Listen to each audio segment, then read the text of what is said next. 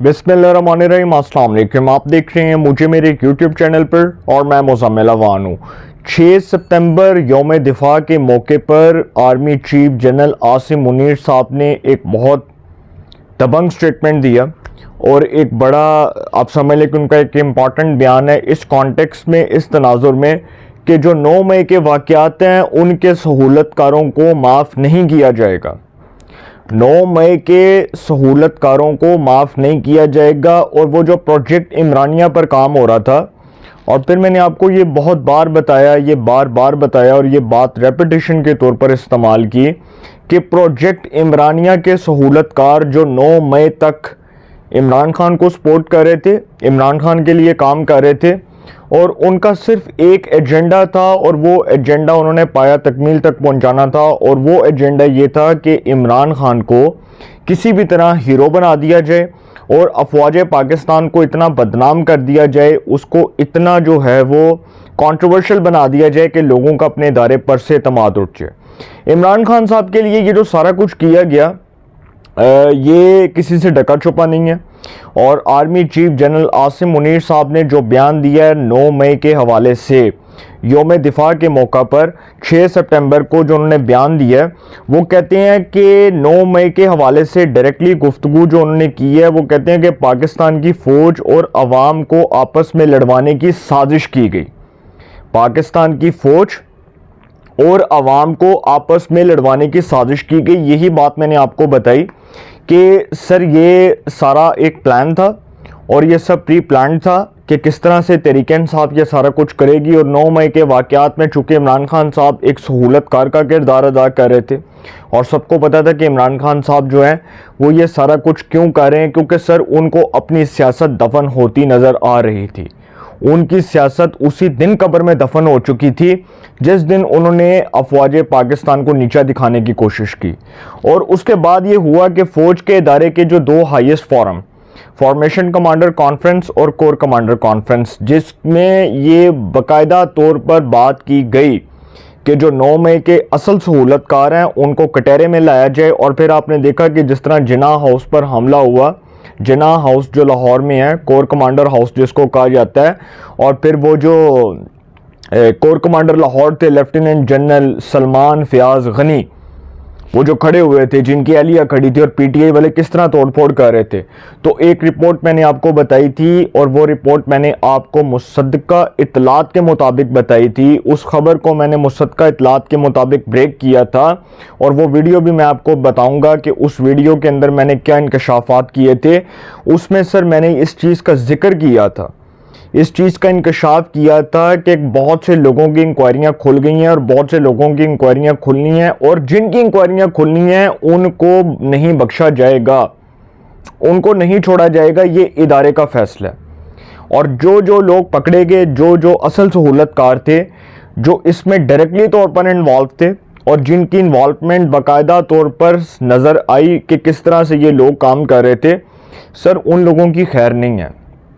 Army chief कह चुके हैं कि 9 मई को ये जो सारा कुछ हुआ, ये अफवाज पाकिस्तान को और अवाम को लड़ाने की साजिश की गई और ये दुश्मन का एक बहुत बड़ा एजेंडा था जिसको वो पाया तकमील तक पहुंचाना चाहता था। ये आर्मी चीफ के खुद के अल्फाज हैं।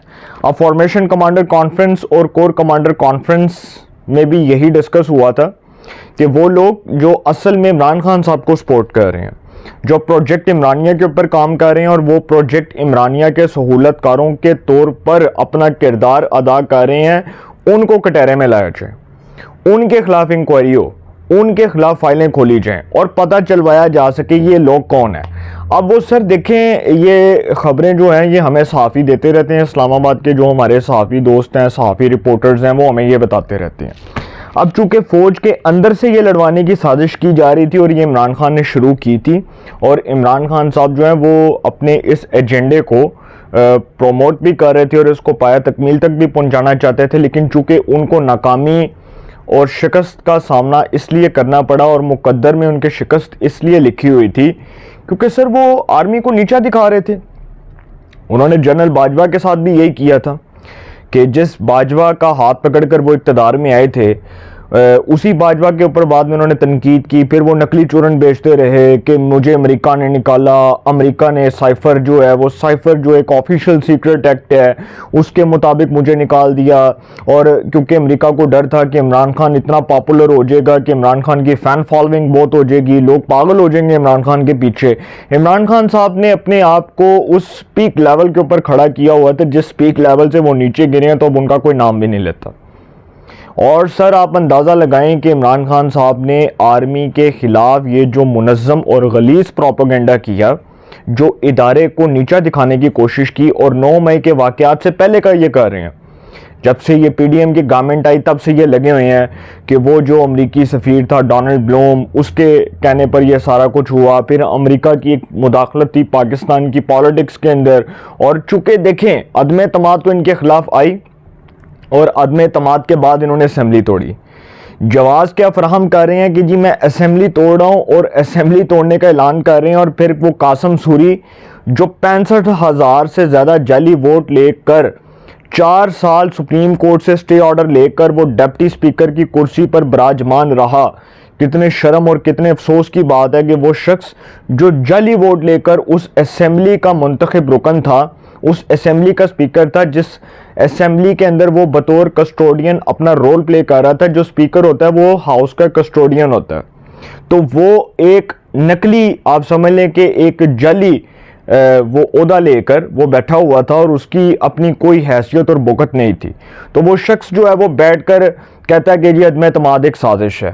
پہلے انہوں نے سائفر کو سازش قرار دیا, پھر انہوں نے نو کانفیڈنس کی جو موو تھی جو نیشنل اسمبلی میں موو آن ہوئی اس کو سازش قرار دیا.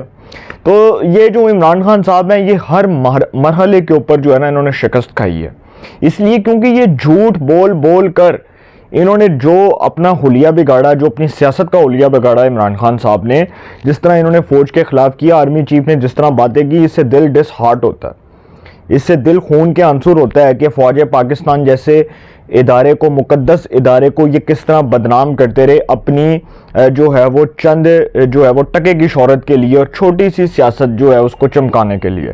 اور اس کے بعد یہ پروجیکٹ عمرانیہ پر جو 9 مئی تک کام ہوتا رہا, اس منصوبے کو بھی فوج نے ناکام بنایا.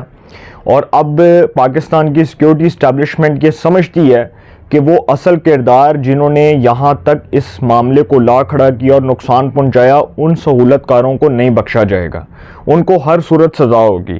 اب عمران خان صاحب جو ہیں جی ان کے لیے کسی قسم کی کوئی رعایت نہیں ہے. عمران خان صاحب کے لیے کسی قسم کی کوئی رعایت نہیں ہے, ان کو معافی نہیں ملنی. وہ 9 مئی کے واقعات میں بھی گرفتار ہوں گے, اور آپ دیکھیں گے کہ جو ثانیہ 9 مئی ہے اس کا فیصلہ عمران خان صاحب کے خلاف آئے گا. اور جو عمران خان صاحب نے بیچ بوئے ہیں, جو عمران خان صاحب نے سارا کچھ کیا ہے, وہ ان کے آڑے آ رہا ہے, سارا کچھ ان کے آڑے آ رہا ہے. اس سے زیادہ میں بات نہیں کروں گا. آرمی چیف کلیئر کر چکے ہیں کہ ذمہ داران کے خلاف کارروائی ہوگی اور اعلیٰ سطح کی کارروائی ہوگی. اور ایک اور بات میں آپ کو بتا دوں کہ عمران خان صاحب ان کی جو جان جو اس وقت جو ان کی جان کے لالے پڑے ہوئے ہیں وہ بچتے نظر نہیں آ رہے. اب ان کے پاس بچنے کا کوئی آپشن نہیں ہے. Now the game is over. کھیل عمران خان کے ہاتھ سے نکل چکا ہے. عمران خان صاحب اب پاکستان کی سیاست سے تا حیات فارغ. آپ سمجھ لیں کہ اب وہ اقتدار میں نہیں آئیں گے, کیونکہ پاکستان کی سیکیورٹی اسٹیبلشمنٹ کو جس طرح سے انہوں نے نیچا دکھایا, اور جس طرح سے انہوں نے پاپولر ہونے کی کوشش کی, اور جس طرح سے انہوں نے یہ سارا کھیل رچایا, سر یہ بڑے سیانے بن رہے تھے. وہ کہتے ہیں نا بندہ بڑا سیانا ہے یار, بڑی سیانیاں گلاں کرتا ہے. تو عمران خان صاحب کا بھی وہی حال تھا, بڑے سیانے بن رہے تھے, لیکن ان کو یہ نہیں تھا پتا کہ یہ ان طاقتوروں کو للکار رہے ہیں جن کو پاکستان کی 76 سالہ سیاسی تاریخ میں کوئی نہیں للکار سکا. وہ آپ ایوب خان کے دور سے دیکھ لیں, وہ یحییٰ خان کا دور دیکھ لیں, وہ پرویز مشرف کا دور دیکھ لیں, جس کا بھی دور آپ اٹھا کر دیکھ لیں, وہ ضیاء الحق کا دور اٹھا کر دیکھ لیں, اس کے بعد جنرل باجوہ تک کے دور کو اٹھا کر دیکھ لیں.